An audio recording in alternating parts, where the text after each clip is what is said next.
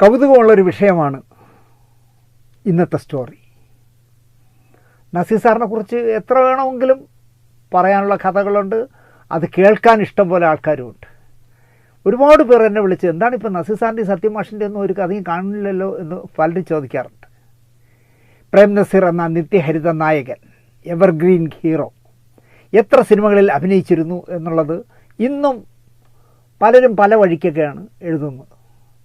600 സിനിമകളിൽ അഭിനയിച്ചു, 700 സിനിമകളിൽ അഭിനയിച്ചു എന്നൊക്കെ പറഞ്ഞ് പലരും പൊടിപ്പും തൊങ്ങലുമൊക്കെ വച്ച് പല രീതിയിൽ എഴുതാറുണ്ട്. എന്നാൽ ഇവരാണ് ആരോടും എന്നാൽ 600 പടത്തിൻ്റെ പേര് പറ എന്ന് പറഞ്ഞാൽ പുളിക്കും. ഞാനിന്നിവിടെ പറയുന്ന പടങ്ങളുടെ പേര് പറയാൻ പറഞ്ഞാൽ തീർച്ചയായിട്ടും ഞാൻ അതിൻ്റെ കോപ്പി വേണമെങ്കിൽ ഇത് കാണിക്കാം. നസീർ സാർ ചിത്രങ്ങളുടെ ലിസ്റ്റ് സൂക്ഷിച്ചിരുന്നോ എന്നറിയില്ല. നസീർ സാർ ഒരിക്കലും അതൊന്നും സൂക്ഷിക്കുമെന്ന് എനിക്ക് തോന്നില്ല. ആദ്യത്തെ കുറേ ദിവസം കഴിഞ്ഞപ്പോൾ പുള്ളി അങ്ങ് വിട്ടുകയാണ്, ഇനി പോണതുപോലെ ഫോട്ടോ. എന്തായാലും കെ ബാലകൃഷ്ണൻ്റെ ത്യാഗസീമയായിരുന്നു ക്യാമറയ്ക്ക് മുന്നിൽ നിന്ന നസീർ സാറിൻ്റെ ആദ്യത്തെ ചിത്രം എന്നുള്ളതിന് തർക്കമില്ല. 1950 ഇൻ്റർമീഡിയറ്റ് പരീക്ഷ കഴിഞ്ഞു. റിസൾട്ട് വന്നപ്പോൾ അബ്ദുൽ ഖാദറിന് ഇംഗ്ലീഷ് പേപ്പർ നഷ്ടമായി. ആ പേപ്പർ എഴുതിയെടുക്കാനായി തലസ്ഥാനത്തുള്ള ഒരു ട്യൂട്ടോറിയൽ കോളേജിൽ ചേർന്നു. അതാണ് മലയാള സിനിമയ്ക്ക് ലഭിച്ച പുണ്യം അല്ലെങ്കിൽ ഭാഗ്യം എന്ന് പറയാം. അങ്ങനെ ആ ഇംഗ്ലീഷ് പേപ്പറും കൂടി ആദ്യത്തെ പരീക്ഷയിൽ തന്നെ ജയിച്ചിരുന്നെങ്കിൽ ചിലപ്പോൾ നസീർ സാർ പ്രശസ്തനായ ഒരു വക്കീലായി മാറിയനെ. ഇത് തോറ്റതുകൊണ്ട് ആ പേപ്പർ എഴുതിയെടുക്കാനായി തിരുവനന്തപുരത്ത് വന്നൊരു ട്യൂട്ടോറിയൽ കോളേജിൽ പഠിക്കാൻ ചേർന്നു. അക്കാലത്ത് തിരുവനന്തപുരത്തുള്ള ഒരു ഡ്രാമാറ്റിക് ബ്യൂറോ അഖില കേരള അടിസ്ഥാനത്തിൽ ഒരു അഭിനയ മത്സരം വെച്ചു. ഞാൻ മുമ്പ് എവിടെ പറഞ്ഞിട്ടുണ്ടെന്ന് തോന്നുന്നു. മത്സരത്തിൽ രൗദ്രം, ശോകം, ഹാസ്യം 3 ഭാവങ്ങൾ അഭിനയിച്ച് കാണിക്കണം. ഓരോ ഭാവത്തിനും 3 മിനിറ്റ് വീതം നൽകുക. അങ്ങനെ മൊത്തം 9 മിനിറ്റ്. അബ്ദുൽ ഖാദർ ഒരു പ്രയാസവും കൂടാതെ ആ ഭാവങ്ങൾ അഭിനയിച്ച് ഫലിപ്പിച്ചു. സ്റ്റേജിൽ നിന്നും ഇറങ്ങി വന്ന ഖാദറിനെ തലസ്ഥാനത്തെ സകലകലാവല്ലഭനായ CI പരമേശ്വരൻപിള്ള പ്രശംസിച്ചു. സിനിമയിൽ അഭിനയിക്കാൻ ഖാദറിന് താല്പര്യമുണ്ടോ എന്നും തിരക്കി. മത്സര റിസൾട്ട് വന്നപ്പോൾ അബ്ദുൽ ഖാദറിനായിരുന്നു 1ാം സ്ഥാനം. ആ സമയത്ത് ഖാദറിൻ്റെ ഭാര്യ ഹബീബ ബിവി 2ാമത്തെ മകളായ റസിയയെ ഗർഭം ധരിച്ചിരിക്കുകയായിരുന്നു. മൂത്ത കുട്ടിയായി, 2ാമത്തെ കുട്ടിയെ ഗർഭം ധരിച്ചിരിക്കുകയായിരുന്നു. താമസിയാതെ CI പരമേശ്വരൻപിള്ളയുടെ ശുപാർശയിൽ KMK മേനോൻ്റെ ത്യാഗസീമയിൽ അഭിനയിക്കാൻ അവസരം ലഭിച്ചു. KMK മേനോനെക്കുറിച്ച് 2 എപ്പിസോഡിന് മുമ്പ് ഞാൻ പറഞ്ഞു. നമ്മുടെ മരിച്ചുപോയ ഈ അടുത്ത കാലത്ത് മരിച്ച രവികുമാറിൻ്റെ അച്ഛനാണ് KMK മേനോൻ. മറ്റൊരു നായകൻ സത്യനേശൻ നാടാരുമായിരുന്നു. ഖാദറിൻ്റെ നായിക കൊട്ടാരം നർത്തകിയും ഗായികയുമായ ഇന്ദിരാഭായി തങ്കച്ചിയായിരുന്നു. പക്ഷേ 4000 അടി ചിത്രീകരിച്ച ശേഷം ത്യാഗസീമ എന്ന് പറഞ്ഞ സിനിമ എന്നേക്കുമായി മുടങ്ങി.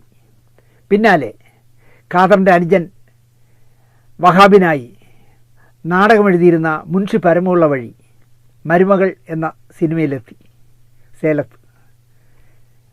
അപ്പോൾ ആലോചിച്ച് നോക്കൂ, നസീർ സാറിനേക്കാൾ മുമ്പ് പ്രേം നവാസാണ് കലാരംഗത്ത് വന്നത്. അദ്ദേഹം നാടകരംഗത്തായിരുന്നു.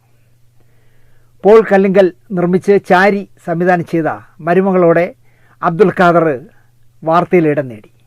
പിന്നാലെ KNK പ്രൊഡക്ഷൻസ്, കുഞ്ചാക്കയും കോശിയും കൂടെ ചേർന്നുണ്ടാക്കിയ KNK പ്രൊഡക്ഷൻസിൻ്റെ ബിഷപ്പിൻ്റെ വിളി, അവിടെ വച്ച് ബിഷപ്പിൻ്റെ വിളി എന്ന് പറഞ്ഞ പടത്തിലേക്ക് നായകനായിട്ട് ചാൻസ് കിട്ടി. അവിടെ വച്ച് അബ്ദുൽ ഖാദർ പ്രേം നസീറായി മാറി. ബിഷപ്പിൻ്റെ വിളി പ്രദർശന രംഗത്ത് വിജയം കൂടിയായപ്പോൾ പ്രേം നസീറിന് മെരിലാൻഡിൽ നിന്നും ക്ഷണം വന്നു പൊൻകതിർ എന്ന് പറഞ്ഞ സിനിമയിൽ അഭിനയിക്കാൻ. ഈ സിനിമ ഇരുളുക്ക് പിൻ എന്ന പേരിൽ തമിഴിലേക്ക് ഡബ് ചെയ്യുകയും ചെയ്തു. ഇതിനിടയിൽ നസീർ സാറിന് മക്കൾ 4ആയി. 1949 ഓഗസ്റ്റ് 24 ആദ്യത്തെ മകൾ ലൈല ജനിക്കുന്നത്. 1950 2ാമത്തെ മകൾ റസിയ, 51 3ാമത്തെ മകൾ റീത്ത, 54 4ാമത്തെ മകൻ ഷാനവാസ്. തുടരെ പ്രേം നസീറിന് സിനിമകൾ ലഭിച്ചു. ലോ ബഡ്ജറ്റിൽ എടുക്കുന്ന സിനിമകൾ വലിയ സാമ്പത്തിക വിജയം നേടി. മറുവശത്ത് അഭിനയ പ്രതിഭയായ സത്യനും പിന്നാലെ മധുവുമെത്തി. ഇരുവരും തിരഞ്ഞെടുക്കുന്ന കഥാപാത്രങ്ങളും കഥയും ഈടുറ്റതാകണം എന്ന് ചടിച്ചപ്പോൾ പ്രേം നസീർ ഏതു വേഷവും സ്വീകരിക്കുന്ന ജനകീയനായി മാറി. 1973 പ്രേം നസീറിന് 46 വയസ്സുള്ളപ്പോൾ സിനിമയിലെത്തി 23 വർഷം പിന്നിട്ട നസീർ തൻ്റെ വിശ്വസ്തരായ സിനിമാ പത്രപ്രവർത്തകരോട് താൻ 300 സിനിമകൾ പൂർത്തിയാക്കി എന്ന വാർത്ത പുറത്തുവിട്ടു. 1973. അന്നത്തെ പത്രക്കാരുടെ അവസ്ഥ പരമദയനീയമായിരുന്നു. ഒരു ലേഖകനും പത്രം ഉടമ ശമ്പളം നൽകില്ല. സിനിമാ പത്രപ്രവർത്തകർക്ക് ശമ്പളമില്ല. സിനിമാക്കാരിൽ നിന്നും നക്കാപിച്ച വാങ്ങിച്ച് ജീവിച്ചോണം. പരസ്യം പിടിച്ചാൽ ചെറിയ തുക കമ്മീഷനായി നൽകും.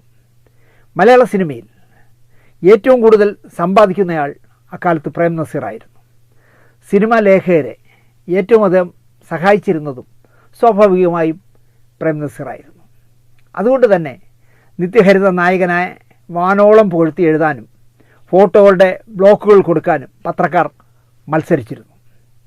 ഒരു അതിമാനുഷ പരിവേഷം തന്നെ പ്രേം നസീറിനായി പേനയുന്തിയവർ നൽകി. കാരണം നമുക്കൊരു സഹായം ചെയ്യുമ്പോൾ, സാമ്പത്തികമായിട്ട് സഹായിക്കുമ്പോൾ തിരിച്ചും ചെയ്യണമല്ലോ. ശമ്പളം പത്രസ്ഥാപനം നൽകുന്ന ആദ്യ ലേഖകനായി നാനയ്ക്കായി മധുവൈപ്പൻ അക്കാലത്താണ് മദ്രാശിയിലെത്തുന്നത്. ആദ്യമായിട്ട് പത്രസ്ഥാപനത്തിൽ നിന്ന് ശമ്പളം വാങ്ങി സിനിമാ പത്രപ്രവർത്തനം നടത്തിയ ആദ്യത്തെ ആൾ മധുവൈപ്പനെയാണ്. 300 സിനിമകളിൽ പ്രേം നസീർ അഭിനയിച്ചു എന്ന അദ്ദേഹം തന്നെ പുറത്തുവിട്ട വാർത്ത സിനിമാ പത്രക്കാർക്ക് ചാകരയായി മാറി. പ്രേം നസീർ സ്പെഷ്യലിനായി അവർ മത്സരിച്ചു. അതിൽ പ്രഥമ ഗണനീയൻ ആര് എന്ന് ചോദിച്ചാൽ സിനിമാ മാസിക ശങ്കരൻ നായരായിരുന്നു. ഒരു കാലത്ത് ശങ്കരൻ നായർ നസീർ സാറിൻ്റെ മനസാക്ഷിയായിരുന്നു. ശങ്കരൻ നായരെ മാത്രമാണ് നസീർ സാർ പൊതുവേദിയിലിട്ട് തല്ലിയിട്ടുള്ളതും കാവളത്ത് അടിച്ചു കൊടുത്തതും ഒരൊറ്റ ആളിനെ അടിച്ചിട്ടുള്ളത് നസീർ സാർ. പ്രേം നസീറിൻ്റെ ഏറ്റവും വലിയ അടുപ്പക്കാരനായിരുന്നു ശങ്കരൻ നായർ. അക്കാലത്ത് സിനിമാ മാസിക ഫിലിം അവാർഡ് വലിയ വിലയുള്ളതായിരുന്നു. എല്ലാ വർഷവും ഈ അവാർഡ് ദാന ചടങ്ങിൽ കൃത്യമായി പ്രേം നസീർ മുഖ്യ അതിഥിയായി പങ്കെടുക്കുമായിരുന്നു. നാനയും പ്രേം നസീർ സ്പെഷ്യൽ ഇറക്കാൻ തീരുമാനിച്ചു. ഈ സമയത്ത് പ്രേം നസീറും നാനയുമായി നല്ല ബന്ധത്തിലല്ല. നാനയെയും വിജയശ്രീയെയും പ്രതികളാക്കി ഉദയ അപകീർത്തി കേസ് കൊടുത്ത് നിൽക്കുന്ന കാലമായിരുന്നു. വിജയശ്രീ നാനയിലൂടെ പ്രേം നസീറിനെയും നന്നായി വിമർശിച്ചിരുന്നു. അതിനാൽ തന്നെ ഉദയയുടെ കേസിൽ പ്രേം നസീർ 1ാം സാക്ഷി സ്ഥാനത്ത് ചേർന്നിരിക്കുന്ന സമയത്താണ് അദ്ദേഹം 300 സിനിമകളിൽ അഭിനയിച്ചു എന്ന് പറഞ്ഞ സ്പെഷ്യൽ ഇറക്കാൻ ചെന്നത്. എന്തായാലും 1973 ഡിസംബർ 16-ാം തീയതി ഞായറാഴ്ച രാവിലെ ഫോട്ടോഗ്രാഫർ പ്രഭാകരനെയും കൂട്ടി മധുവൈപ്പന പ്രേം നസീർ അന്ന് താമസിക്കുന്ന നുങ്കമ്പകത്തെ ലേഡി മാധവൻ നായർ കോളനിയിലെ വസതിയിലെത്തി. 3-ാം നമ്പർ വസതിയിൽ പുലർച്ചെ തന്നെ. നസീർ സാർ 6 മണിക്ക് സ്ഥലം വിടുമല്ലോ, അതുകൊണ്ട് തന്നെ പുലർച്ചെ തന്നെ മധുവൈപ്പന എത്തി. നസീർ ഉറക്കമണിയിട്ടില്ല എന്ന് ഭാര്യ കള്ളം പറഞ്ഞു. ഉണരുമ്പോൾ കൊടുക്കാനായി വൈപ്പന ഒരു കുറിപ്പ് ഏൽപ്പിച്ചിട്ട് അവിടെ ഒരു അനക്സ് ഉണ്ട്, ഒരു അഡീഷണൽ കെട്ടിടമുണ്ട്. ആ കെട്ടിടത്തിൽ താമസിച്ചിരുന്ന പ്രേംനവാസിൻ്റെ അടുത്തേക്ക് പോയി. അവിടെ പോയി കാത്തിരുന്നു. വെളുപ്പിന് എണീക്കുകയും വ്യായാമങ്ങൾ നടത്തുകയും കുളിച്ച് റെഡിയാകുമ്പോൾ മേക്കപ്പ് മാനെത്തി മേക്കപ്പ് ഇട്ട് ഡ്രസ്സ് മാറി 6 മണിക്ക് സെറ്റിലെത്തുന്ന മനുഷ്യനാണ് ഉറക്കമണിയിട്ടില്ല എന്ന് ഹബീബ ബീവി പറഞ്ഞത്. നസീറിൻ്റെ വിളി കാത്ത് വൈപ്പനയും പ്രഭാകരനും നവാസിൻ്റെ റൂമിലിരുന്നു. നവാസുമായി സംസാരിച്ചിരിക്കുമ്പോൾ പ്രേം നസീർ അകത്തു നിന്ന് വേഗത്തിൽ നടന്നു വന്ന് കാറിൽ കയറാനായി ധൃതി കാണിക്കുന്നത് വൈപ്പന കണ്ടു. വൈപ്പന ഓടി അടുത്തേക്ക് ചെന്നു. എൻ്റെ കുറിപ്പ് കിട്ടിയില്ലേ എന്ന് ചോദിച്ചു. കാരണം ഭാര്യയുടെ കയ്യിൽ കൊടുത്തിരുന്നല്ലോ, നാനയുടെ മധുവൈപ്പന വന്നിരിക്കുകയാണെന്ന്. നാന താങ്കൾക്ക് വേണ്ടി ഒരു സ്പെഷ്യൽ പതിപ്പിറക്കാൻ തീരുമാനിച്ചിരിക്കുന്നു. അതിൻ്റെ കവറിലടിക്കാൻ കളർ ഫോട്ടോ എടുത്തിട്ട് ഇപ്പോൾ വേഗം വിട്ടയക്കാം. അക്കാലത്ത് കളർ ഫോട്ടോകൾ കവറടിക്കുന്നത് വളരെ ചുരുക്കം സിനിമ പ്രസിദ്ധീകരണങ്ങളിലേ ഉള്ളൂ. സിനിമ വരിയിലുണ്ടോ എന്ന് തന്നെ സംശയമാണ്. അപ്പോൾ ഒരു 5-6 കളർ ഫോട്ടോ എടുത്തിട്ട് താങ്കളെ വിട്ടയക്കാം. സംസാരിക്കാനായിട്ട് ഞാൻ പിന്നീട് സ്റ്റുഡിയോയിലേക്ക് വരാം എന്ന് മധുവൈപ്പന പറഞ്ഞു. അതിനുള്ള മറുപടി പറയാതെ നസീർ സാർ പരുഷമായി തന്നെ ചോദിച്ചു, നിങ്ങൾ എന്നെ വിമർശിക്കുന്നവരല്ലേ? ചിലപ്പോൾ വിമർശിച്ചെന്നിരിക്കും, എങ്ങനെ എഴുതണമെന്ന് ഞങ്ങളാണ് തീരുമാനിക്കുന്നത് എന്നായി വൈപ്പന. ഇളയത് സുബ്രഹ്മണ്യം പറഞ്ഞിട്ട് എഴുതുന്നതായിരിക്കും എന്ന് ചോദിച്ചു. ഇളയത് സുബ്രഹ്മണ്യം എന്ന് പറഞ്ഞാൽ KVS ഇളയതിനെയാണ് പറയുന്നത്. ഇളയത് സുബ്രഹ്മണ്യം, KVS ഇളയതാണ് അക്കാലത്ത് നാനയുടെ ആദ്യ പത്രാധിപർ. ഞാനങ്ങനെ എഴുതാറില്ല, ഞാൻ എൻ്റെ തലച്ചോറ് ആർക്കും പണയം വച്ചിട്ടില്ല എന്നായി മധുവൈപ്പന. ഒന്നും പിന്നെ പറയാതെ പ്രേം നസീർ കാർ കയറി പോയി. ഇതെല്ലാം കണ്ട് പരിഭ്രമിച്ച് നിന്ന പ്രേംനവാസിനോട് യാത്ര പറഞ്ഞിട്ട് വൈപ്പനയും ഇറങ്ങി. അവിടെ ഒരു ബഹളം ഉണ്ടാകുമോ എന്ന് പ്രേംനവാസ് ശങ്കിച്ചു. പ്രേംനവാസിന് പത്രക്കാരോടെല്ലാം നല്ല കമ്പനിയായിരുന്നു. അദ്ദേഹം എല്ലാവരുമായിട്ട് കമ്പനി കൂടുന്ന ഒരാളായിരുന്നു. പ്രേം നസീറിൻ്റെ സഹകരണമില്ലാതെ തന്നെ നാനാ സ്പെഷ്യൽ ഇറക്കാമെന്ന് വൈപ്പന തലസ്ഥാനത്തേക്ക് നാനയുടെ ഓഫീസിലേക്ക് കത്തെഴുതി. ശരിക്കും ആ സമയത്ത് നസീർ സാറ് 230 മലയാള സിനിമകളിലേ അഭിനയിച്ചിട്ടുണ്ടായിരുന്നുള്ളൂ. ആ ലിസ്റ്റ് വൈപ്പനയുടെ കയ്യിലുണ്ട്. 39 തമിഴ് ചിത്രങ്ങളും 6 തെലുങ്ക് ചിത്രങ്ങളും 2 കന്നഡ ചിത്രങ്ങളും കൂടി കൂട്ടിയാലും 277 ചിത്രങ്ങളെ ആകുന്നുള്ളൂ. ഇതെല്ലാം വച്ച് വലിയൊരു ലേഖനം തയ്യാറാക്കി ഓഫീസിലേക്ക് അയച്ചു വൈപ്പന. ശോഭന പരമേശ്വരൻ നായർ അടക്കം നസീറുമായി അടുപ്പമുള്ളവരെ കണ്ട് അഭിമുഖങ്ങൾ എടുത്ത് അതും അയച്ചു. നസീർ സാറിനെക്കുറിച്ച് ശോഭന പരമേശ്വരൻ നായരും കബീർ പൊന്നമ്മിയും അടക്കമുള്ളവർ എന്താണ് പറയുന്നതെന്നുള്ള അഭിമുഖം എടുത്ത് അയച്ചു കൊടുത്തു. ഇത് മതിയല്ലോ ഒരു സ്പെഷ്യൽ ഇറക്കാൻ. 277 സിനിമയായപ്പോൾ 300 ചിത്രങ്ങളുടെ ആഘോഷം നടത്തിയെന്ന വാർത്ത ശരിക്കും പ്രേം നസീറിനെ ചൊടിപ്പിച്ചു. അതിൻ്റെ അനന്തരഫലം മുൻപ് ഞാൻ തന്നെ പറഞ്ഞിട്ടുള്ളതിനാൽ വിശദീകരിക്കുന്നില്ല. കാരണം നസീർ സാറിൻ്റെ മൗനാനുവാദത്തോടെ തിരുവനന്തപുരത്ത് നിന്ന് സിനിമ പിടിക്കാനും വ്യഭിചരിക്കാനും ഒക്കെ ആയിട്ട് ഒരു യുവാവ് മദ്രാസിൽ പോയിരുന്നല്ലോ ആ കാലത്ത്. അയാളുടെ നേതൃത്വത്തിൽ ഒരു സംഘം ആൾക്കാർ വന്ന് വൈപ്പനയുടെ മൂക്കിനെ ഒരു പല്ല് ഇടിച്ച് തെറിപ്പിച്ച് കളഞ്ഞു. എന്നിട്ട് അതിനെ കർച്ചീഫിൽ ആ ബ്ലഡ് എടുത്തുകൊണ്ട് താഴെ മുതലാളിക്ക് കാണിച്ചു കൊടുത്തു, റെഡിയാക്കിയിട്ടുണ്ട്. ആ കഥ ഞാൻ മുമ്പ് പറഞ്ഞതുകൊണ്ട് ഇനി അത് പറയുന്നില്ല. അവസാനം നാന ഒരു തീരുമാനത്തിലെത്തി, പ്രേം നസീർ പതിപ്പ് ഇറക്കണ്ട. സഹപ്രവർത്തകരായ ഷീല, വിജയശ്രീ, ജയലളിത, KR വിജയ, കബീർ പൊന്നമ്മ, TR റോമന, ഉഷാ നന്ദിനി, മധു, ഉമ്മർ, സുധീർ, PN മേനോൻ, രാമു കാര്യട്ട്, KP കൊട്ടാരക്കര, ശോഭന പരമേശ്വരൻ നായർ മുതലായവരോട് സംസാരിച്ച് തയ്യാറാക്കിയ പ്രേം നസീറിനെക്കുറിച്ചുള്ള ലേഖനങ്ങൾ നാനയിൽ പല ലക്കങ്ങളായി നൽകി. പ്രേം നസീറിനെ പുകഴ്ത്തുന്ന ലേഖനങ്ങൾക്കൊപ്പം എഡിറ്റോറിയലിൽ നാന അദ്ദേഹത്തിന് കനത്ത പ്രകരങ്ങൾ നൽകിക്കൊണ്ടേയിരുന്നു. നല്ല ചുട്ടാടി എഡിറ്റോറിയലിലൂടെ നൽകിക്കൊണ്ടിരുന്നു. സിനിമാ താരങ്ങൾ ലക്ഷങ്ങൾ മുടക്കി അവരുടെ പേരിൽ സംഘടന ഉണ്ടാക്കുന്നതിനെപ്പറ്റിയും അതിനായി സ്ഥിരം ശമ്പളത്തിൽ സംഘാടകരെ നിയമിക്കുന്നതിനെപ്പറ്റിയും എഡിറ്റോറിയലിൽ വിമർശിച്ചു. ദൈവങ്ങളെ കൊണ്ട് പൊറുതിമുട്ടിയ മലയാളികളെ മനുഷ്യ ദൈവങ്ങളെ കൊണ്ടുവന്ന് വാഴിക്കാനുള്ള പണികൾ അവസാനിപ്പിക്കണം എന്നൊക്കെ പ്രേം നസീർ ഫാൻസ് അസോസിയേഷൻ്റെ പേരെടുത്ത് പറയാതെ നാന വിമർശിച്ചു. പ്രേം നസീറിൻ്റെ ആവശ്യപ്രകാരം മലയാള ചലച്ചിത്ര പരിഷത്തിൻ്റെ ഒരു പ്രത്യേക യോഗം വിളിച്ചുകൂട്ടി. ആ യോഗത്തിൽ പ്രേം നസീർ നാനയെ നഖശികാന്തം എതിർത്തുകൊണ്ട് പ്രസംഗിച്ചു. പരിഷത്ത് നാനയോട് നിസ്സഹകരിക്കണമെന്ന് ആവശ്യപ്പെടുകയും ചെയ്തു. നാനയെ ഉപരോധിക്കാൻ മെമ്പർമാരോട് ആഹ്വാനം ചെയ്യുന്ന പ്രമേയം പരിഷത്ത് പാസ്സാക്കി. തോപ്പിൽ ഭാസി എഴുതിയ പ്രമേയത്തെ ശങ്കരാടി പിന്താങ്ങി. തോപ്പിൽ ഭാസി എന്നൊക്കെ പറഞ്ഞ കമ്മ്യൂണിസ്റ്റുകാരന്മാർ സിനിമാക്കാരായപ്പോൾ കാണിച്ച ഒരുപാട് മോശത്തരങ്ങളുണ്ട്. അതിലൊന്നാണിത്.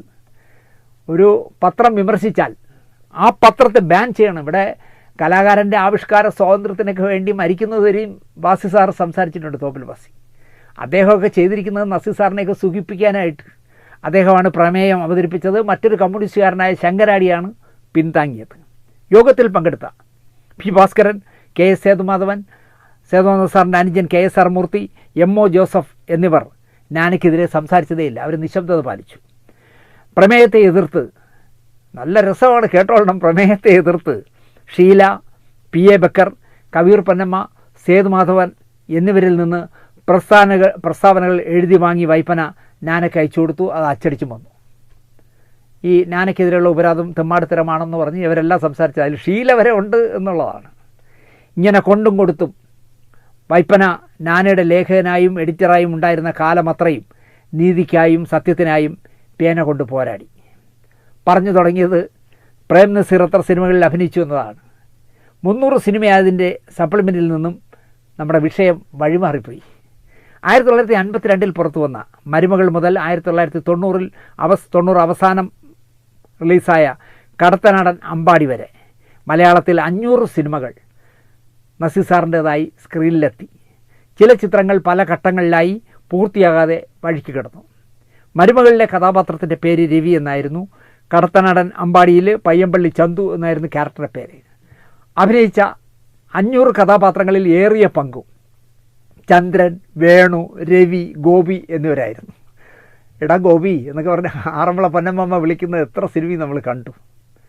200 സിനിമകൾ പിന്നിട്ടപ്പോൾ നടന്ന നസീർ സാർ 200 സിനിമകൾ പിന്നിട്ടപ്പോൾ നടന്ന ആഘോഷവേളയിൽ മഹാകവി ജി ശങ്കരക്കുറുപ്പ് പറഞ്ഞത്, നസീർ ഇനി അഭിനയിച്ചില്ലെങ്കിൽ എന്താ, ഇരുട്ടിൻ്റെ ആത്മാവിലെ വേലായുധനുണ്ടല്ലോ എന്നായിരുന്നു.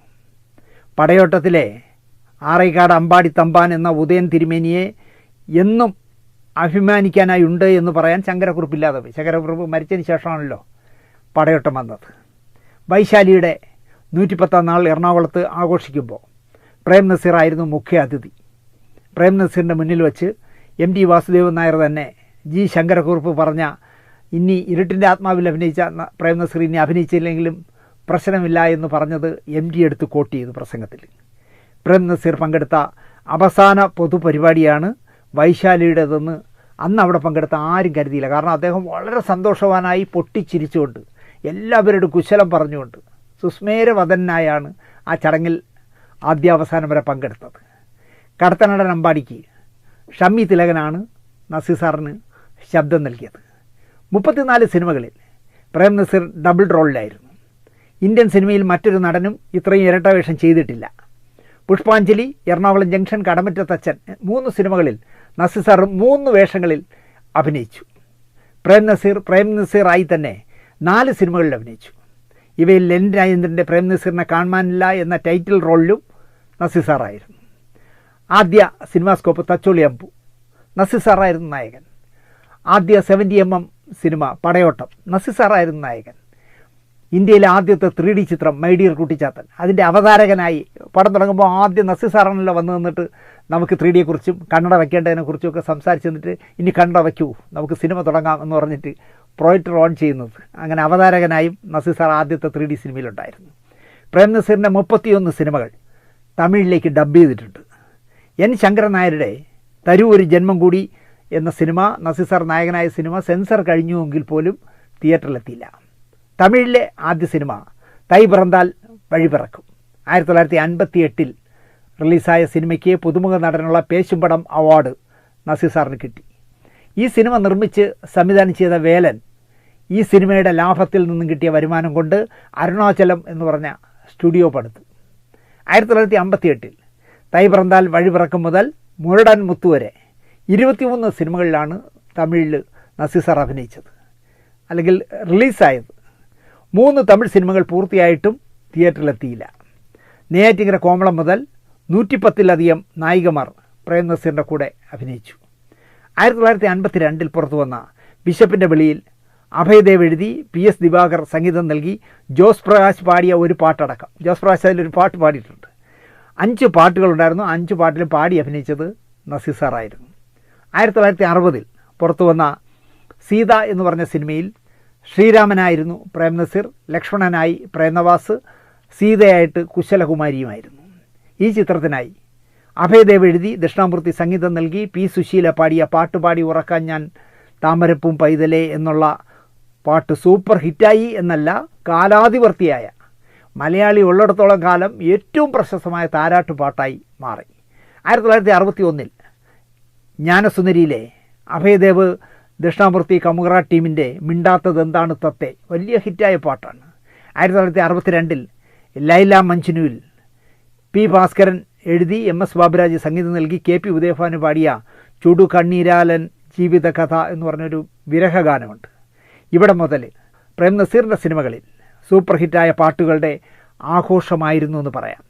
നിണമണിഞ്ഞ കാൽപ്പാടുകളിലെ മാമലകൾക്കപ്പുറത്ത് മരതക പട്ടുടുത്ത് മലയാളം എന്നൊരു നാടുണ്ട്, കൊച്ചു മലയാളം എന്നൊരു നാടുണ്ടെന്നുള്ള പാട്ട്, കറുത്ത കൈകളിലെ പഞ്ചവർണ്ണ തത്ത പോലെ എന്നുള്ള പാട്ട്, ഭാർഗവി നിലയത്തിലെ താമസമെന്തേ വരുവാൻ എന്നുള്ള പാട്ട്, അറബിക്കടലൊരു മണവാളൻ എന്നുള്ള പാട്ട്, ശകുന്തളയിലെ ശംഖുപുഷ്പം കണ്ണെഴുതുമ്പോൾ ശകുന്തളയെ നിന്നെ ഓർമ്മ വരും എന്നുള്ളത്, സ്വർണ്ണത്താമര തളികയിൽ ഉറങ്ങും എന്നുള്ള പാട്ട്, മാലിന്യ നദിയിൽ കണ്ണാടി നോക്കും മാനെ എന്നുള്ള പാട്ട്, വയലാർ എഴുതി ദേവരാജ മാഷ് സംഗീതം നൽകി യേശുദാസ് പാടിയ മനോഹരമായ ഹിറ്റ് ഗാനങ്ങളായിരുന്നു.